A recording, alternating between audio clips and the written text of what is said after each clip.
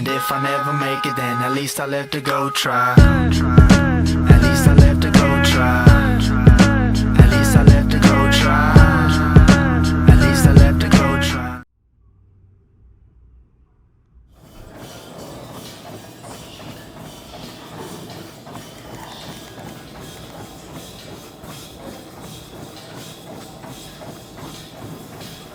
Gotta get this work first thing in the morning, every day. I was talking about this yesterday. People wake up every single day, and the first thing they do, instead of investing in themselves, is invest in somebody else's dream, somebody else's vision. Very rarely do people wake up and invest in themselves or invest in their dreams and their vision. Trust me, if there's anything that you can do right now or today, tomorrow, to improve your life, is wake up and invest in yourself first thing in the morning, or invest in your dreams first thing in the morning, because you only have a certain amount of energy every day, and it's not the same when you go work 10, 12 hours for somebody else. By the time you come home, all your energy is spent. And even if you still have energy, you're not going to be able to give 100% to your dreams or to yourself the way that you should. You know, for a long time, I was trying to box and build a business. You know, I was trying to pursue my dream of being a fighter, but also being an entrepreneur. And there's a old Chinese proverb that says, "He who chases two rabbits catches none," right? And the Bible also says, "A double-minded man is unstable in all his ways." And so, for a long time, I wasted a lot of time trying to chase two rabbits, you know, trying to be a fighter and build a business. And the problem is, I'm not saying it's impossible, but the thing is, you can only do one at a time. You can't do both. You have to establish one, go all in one, build that pillar till it's successful, and then you can pursue the next one, right? Because obviously we know that it's possible to be an entrepreneur and a professional fighter, right? We see a lot of examples of it, you know, Oscar De La Hoya, Floyd Mayweather, Canelo Alvarez. All these people were world champions, pro fighters first, and then they built a business. Well, for me, it's just switched. I built a business first, and now I'm gonna be a professional fighter. So, and why? Again, because I built a personal brand and I have leverage, and people want to associate with what I bring to the table. So they're willing to give me an opportunity that they normally wouldn't give anybody else. But that's not by accident. That's not luck. I put in the work to build the brand, and I'm still putting in the work to build a brand. So I'm creating leverage, right? And also,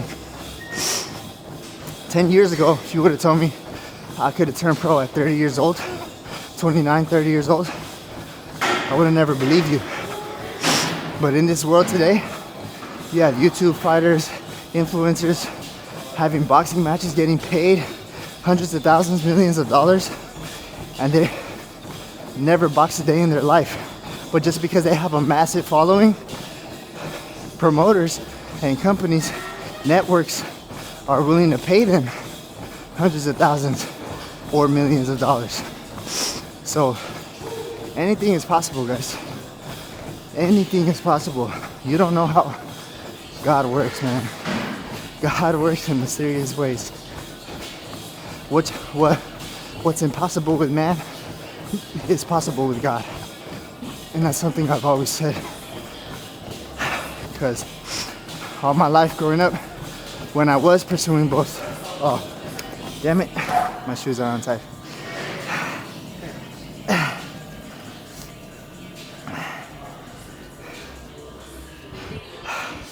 Back to our scheduled programming. See, this is real life stuff right here, guys. No cuts, no edits. We're gonna leave that in there. Because that's what life, that right there is a resemblance of life. You're on the path, you're doing your thing, everything's going smooth. Next thing you know, boom, shoes untied. You gotta stop the run, gotta stop the momentum. You're all discombobulated now. Sometimes it's worse. Sometimes you don't recognize the shoelaces untied, and then you trip, you fall, you smack your head, and then you fall on the floor. But guess what? You have two options. You can either be embarrassed and walk out the gym, or you can get up, get back on the treadmill, and finish the run. You know? That's the way life goes. So, you guys know my whole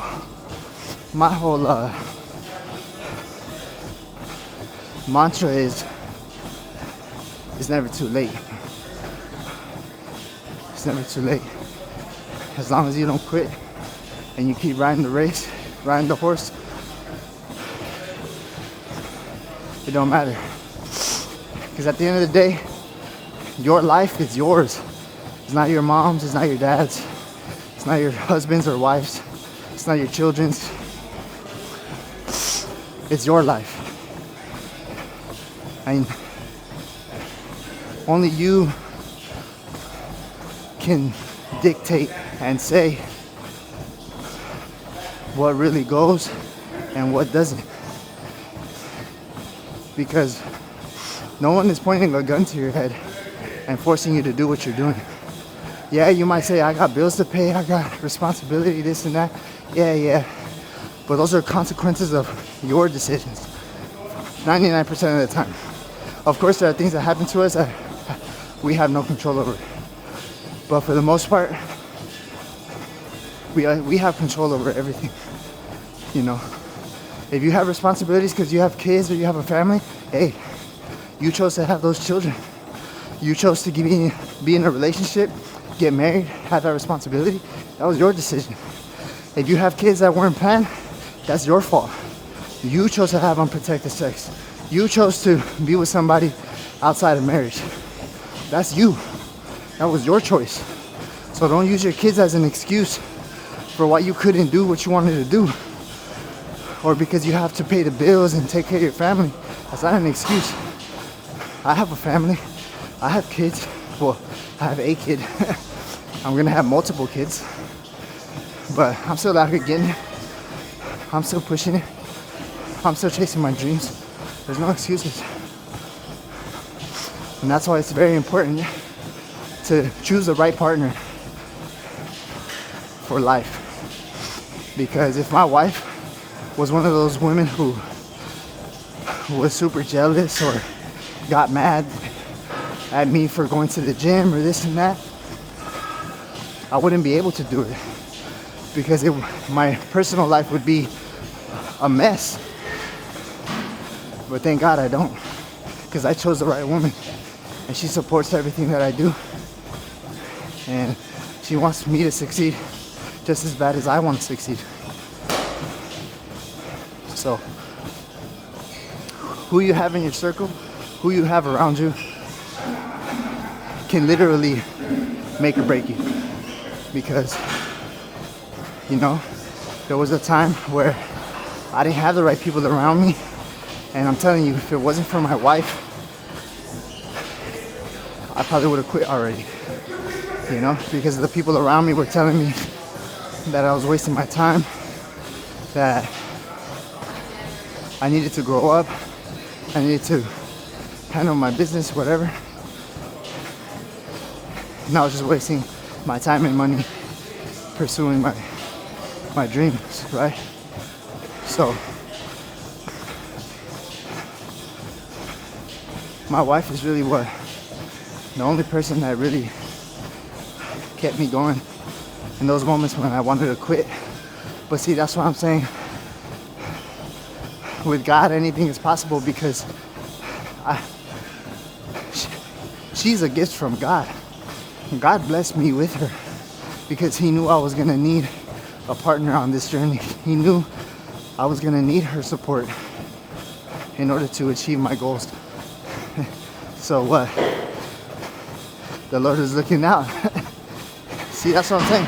You may not always understand and see how things are working in the moment, but when you look back, you'll see all the times and all the ways that God has low-key been looking out for you. You'd be amazed that one time you couldn't pay your rent or you had an unexpected medical bill, and all of a sudden somebody just gave you some money, or the medical bill wasn't as big as you thought it was gonna be, or whatever crazy miracles that God be doing, you know? But things like that happen a lot. But we just overlook it because we're so caught up in life and the stress, the anxiety of what's gonna happen. How am I gonna do this? How am I gonna make it? You know what I mean? But you have to choose faith over fear every time. I was reading this book. It's called The Devil's Advocate. And it literally, that book is crazy, bro. But basically the premises of the whole thing is how the devil uses fear and vices to keep you from becoming everything God created you to be. And it starts when you're a child. And that book really opened my eyes and made me realize that fear is nothing to be afraid of. Fear is all mental. Of course there are real life fears, like real dangers in life, but that's a danger. It's not a fear. A fear is in your head. Fear is your emotion because you don't know what's gonna happen, or you're thinking about something that might happen, but it's not actually happening. But you're over here creating anxiety in your mind because you're overthinking everything.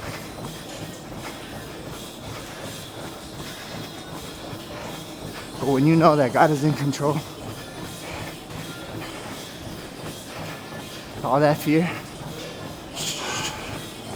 just subsides, and you're left knowing that you are a child of God and that you are a daughter or son of the creator of the universe, the most powerful being, spirit in the entire universe. And He loves you. And He wants the best for you. When you know that, and when you believe that, when you truly believe that, that's power. That's power right there. And that's where I'm at. I don't question God anymore. I'm not saying I'll never question God, because life is hard and things are gonna come up where they're gonna probably cause me to question God. But I know that at the end of the day, I will choose to trust that God is in control and know that God is in control. But yeah, thank you for coming to my TED Talk today. Hope you enjoyed.